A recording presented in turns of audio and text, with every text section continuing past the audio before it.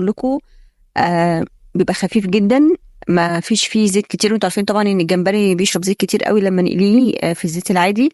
لا هو في الاير فراير كان كويس جدا، الزيت بتاعه قليل قوي. هقول لكم كمان هل الطعم متغير ولا لا. اول حاجه احنا بنظبط درجه الحراره على 200، لان هو اصلا الجمبري ما بياخدش وقت، بياخد تقريبا 6 او 7 دقائق حسب نوع القلايه بتاعتكم.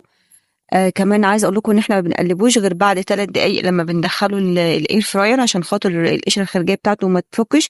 بنعمل الجمبري عادي جدا، بنتبله التتبيله بتاعتنا ملح كمون فلفل اسود ليمون، وبعد كده نحطه عادي في الدقيق، نعفره كويس في الدقيق، وبعد كده نرش عليه رشه زيت كويسه. لازم طبعا الجمبري كله يبقى متغطي بالزيت كويس، مش زيت كتير يعني، بس يبقى لازم كل الجمبري متغطي بالزيت. هنكون مسخنين قبلها الاير فراير قبلها بدقيقتين على درجه حراره 200. ننزل طبعا بالجمبري والاير فراير هتبقى سخنه. نسيبه، هنبدا نقلبه بعد 3 دقائق، ما نقلبوش قبل 3 دقائق عشان خاطر القشره بتاعته ما تفكش